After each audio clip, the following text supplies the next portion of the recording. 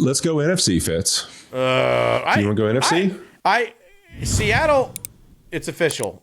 They're a contender. It's official. They have to be, right? Like, but I just been waiting. It's one of those, you're just kind of waiting. Okay, is it going to fall off? But look, they're great on defense. The way the offense, if they can be in games where it's not straight drop back, come from behind, that's what this offense is built for, and that's been Sam Darnold's best. So,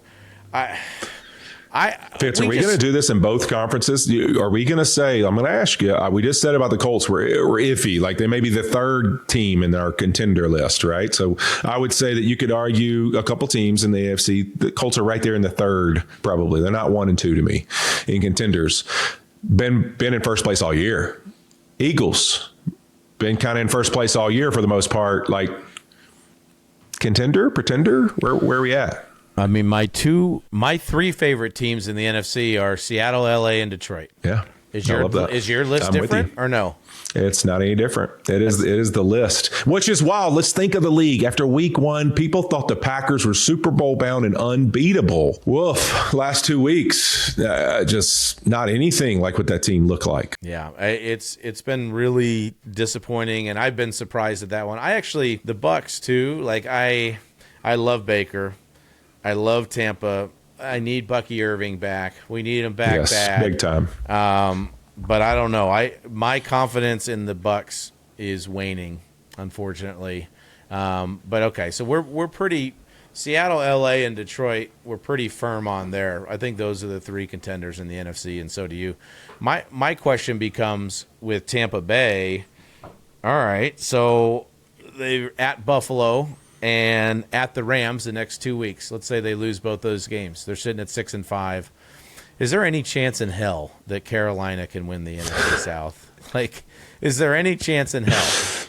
I mean, the Bucs have a tough schedule. So do the Rams. I mean, that's the thing. I'm a big fan, obviously, of the Rams for a lot of reasons. But, man, you look at the schedule, the games. I mean, you got Seattle, Bucs. They play the Lions. And then right before we have them on Thursday night, they have the Lions, then the Seahawks in Seattle. Like, their schedule closing this thing out is probably the most challenging in that NFC group to me, just because of really where the games are. And then in the season in Atlanta, and then at home against the Cardinals, which is another physical team. I just look at the physicality of the teams, not necessarily the records, but the actual physicality of the teams that they have left on their schedule.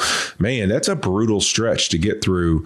So I think for me, they're going to prove some mettle in that, but they've also got to get through it healthy to really be fully intact, because we've seen some of these teams that have these brutal finishes, regardless of how good they are. It's just tough to keep fielding the team through all of that stretch. Yeah, and I just think with the NFC, what I look at too is some of these dome teams versus some of these outdoor teams, and the weather.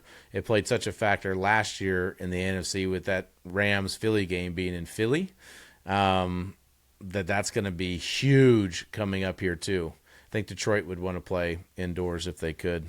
Jared Goff. What do you think about Dan Campbell taking it over as the play caller? How about that? I mean, and I love the fact too that like the humility of that guy to come out and just say, Morton's still a huge part of this, and we just thought we needed a change up. But you could tell the guys responded. And even in some of the post-game interactions and interviews, like Jameson Williams, and kind of he hinted at it a little bit, just a different vibe and energy. He knew he was going to get involved. I thought that was great. And, look, usually you don't trust a former tight end to call plays in the NFL, but – Pretty high standard he set for himself. Got to score over 40 points a game now. But, yeah, they were humming on offense on Sunday. Yeah, rare dude. And I thought, one of the things that, has kind of been the narrative this year is like getting Jameson Williams involved, and they've struggled to do it and blah, blah, blah, blah. And then to see him on that drive, it's like, I'm giving this dude the rock. Like, I'm finding ways to just make sure he's getting it. I thought the coolest thing was he goes, he scores, and you could see one of the coaches grabs him and like pushes him back to Dan Campbell. Like, hey, go over there and like say thank you to coach for getting you involved and getting you that rock and serving it to you. Like, it was neat to see that was clearly an emphasis. It was clearly important to them. And it's like, hey, man, let's make sure, like, you want the ball. You got to make sure, hey, coach, appreciate you coming at me. Appreciate you bringing it my way. I think that, like, Dan Campbell has shown, man, he is unbelievable when it comes to building identity and energy in a positive way and just feeling like we're unbeatable, indestructible. We can go for it on any down. Like, this game, we're going for it on every fourth down. This game, we're going to run it in every one of these situations. Like, he can create these mantras and mindsets with his team. And I think that as the play caller now, I think, you can see that what I think is going to be the best part, whatever the identity of who they want to be when they go into this game, you got a guy calling it who does not care if it fails, if it's what he believes in. So he is going to go at it in a way that, with reckless abandon, if you will. And so I think it's going to be fun to watch him as the play caller the rest of the season. Yeah, speaking of reckless abandon, I don't know why the Eagles didn't just punt their last possession. I was so confused on that one. You made it so much easier for the Packers to have a chance at that game. All they needed was 3 points. It made no sense. It wasn't 4th and 2. It was like 4th and 6. And you throw a goal ball down the sideline. It worked out, but did not love the decision.